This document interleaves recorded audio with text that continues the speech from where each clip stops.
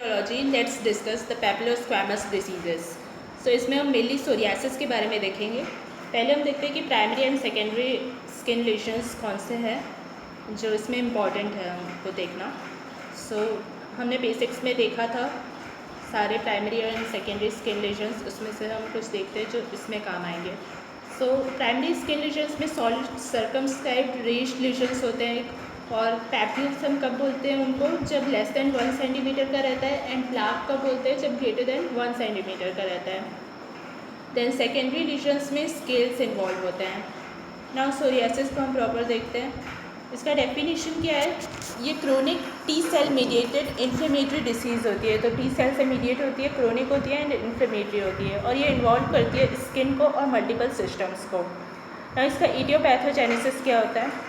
First इसमें cellular components involve होते हैं, that is helper T1 cells, helper T17 cells and helper T22 cells. Now second signalling molecules इसमें involve होते हैं, यानी कि साइटोकाइंस। थर्ड जेनेटिक्स अफेक्ट करता है इसको, and fourth environmental factors. Signalling molecules को सबसे पहले देखते हैं। तो TH1 जो रहता है वो इंटरल्यूकिन 2 के लिए रिस्पॉन्सिबल रहता है, TNF अल्फा के लिए एंड इंटरफेरॉन गामा के लिए। और TH17 जो है वो इंटरल्यूकिन 17 के लिए रिस्पॉन्सिबल होता है, एंड TH22 इंटरल्यूकिन 22 के लिए रिस्पॉन्सिबल होता है। तो इस कंडीशन में क्या होता है, सोरियासिस में प्रो इन्फ्लेमेटरी जो साइटोकाइंस है वो बढ़ जाते हैं, ये सारे साइटोकाइंस बढ़ जाते हैं।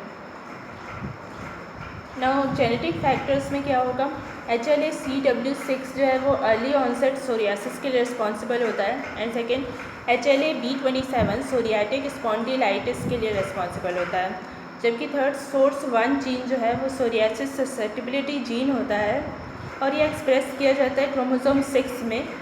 इसकी वजह से 50% ऑफ पेशेंट्स डेवलप कर लेते हैं सोरियासिस को। तो जो जिनमें भी ये जीन प्रेजेंट है उनमें से 50% पेशेंट्स सोरियासिस को डेवलप करते हैं। नाउ नेक्स्ट एनवायरमेंटल फैक्टर्स है, ये कैसे अफेक्ट करते हैं। फर्स्ट ड्रग्स रिस्पॉन्सिबल हो सकते हैं। तो उसमें लिथियम है, एंटी मलेरियल है, सिस्टमिक स्टेरॉइड्स हैं, बीटा ब्लॉकर्स हैं, and NSAIDs that is non steroidal anti inflammatory drugs भी रिस्पॉन्सिबल हो सकते हैं।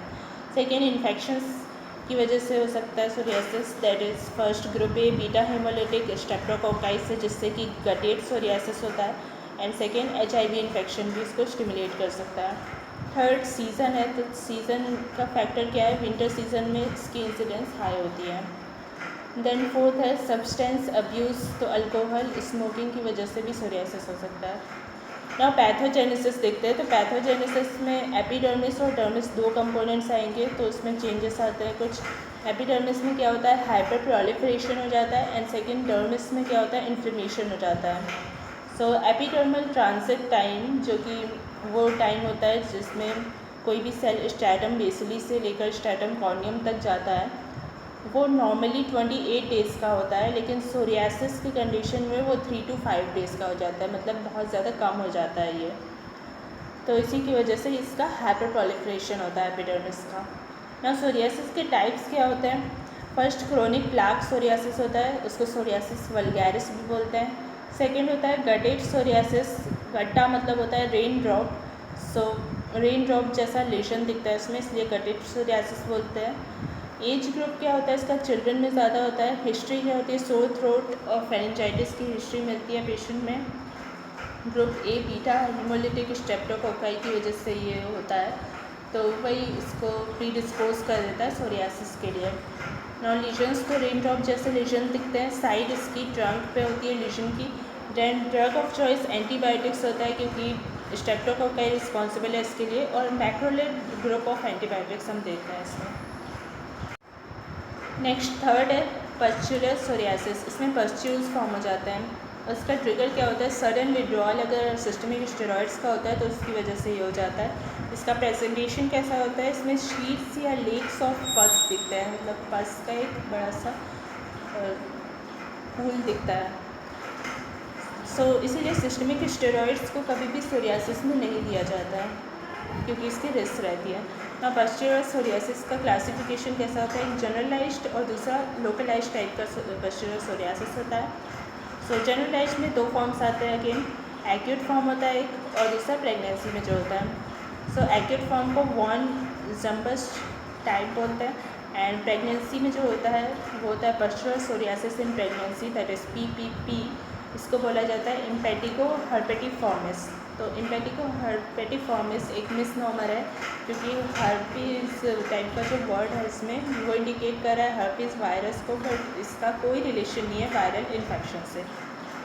सो ये नाम एक मिसनॉमर है। देन सेकेंड टाइप का लोकलाइज्ड टाइप का होता है पस्चुलर सोरियासिस।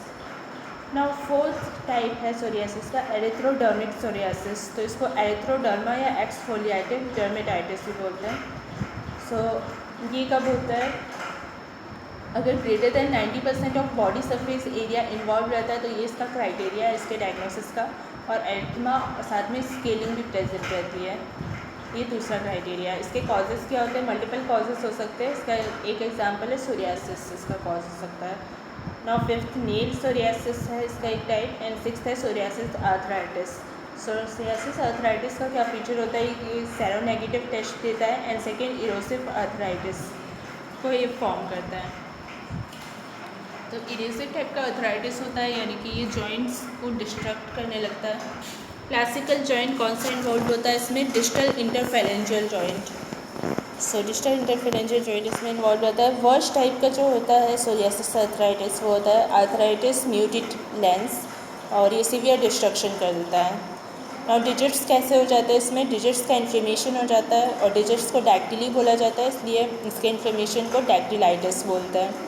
सो डैक्टिलाइटिस हो जाता है इसमें, और सॉसेज टाइप के डिजिट्स दिखते हैं। एक्सरे में क्या आता है सोरियासिस आर्थराइटिस के, सो जो इंटरफेरेंजियल जॉइंट के बीच में फेलेंजिस है वो कुछ इस तरीके की हो जाते हैं, एक पॉइंटेड हो जाता है, दूसरा वैसे ही रहता है।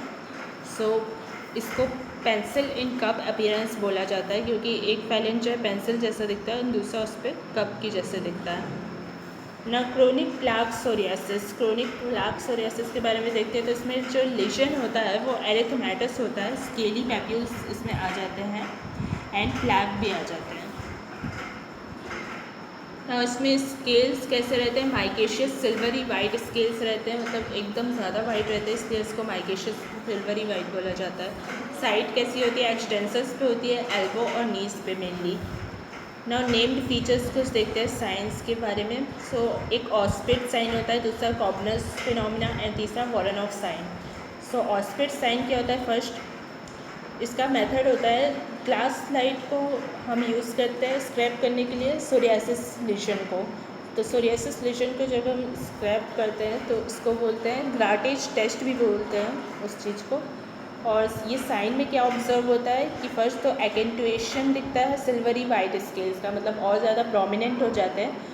दूसरा बल्कली मेम्ब्रेन दिखने लगती है, टाइप की मेम्ब्रेन दिखने लगती है। And third pin point bleeding spots दिखते हैं, ब्लीडिंग स्पॉट्स भी दिखते हैं साथ में। देन सेकेंड कॉबनर्स फिनोमिना है।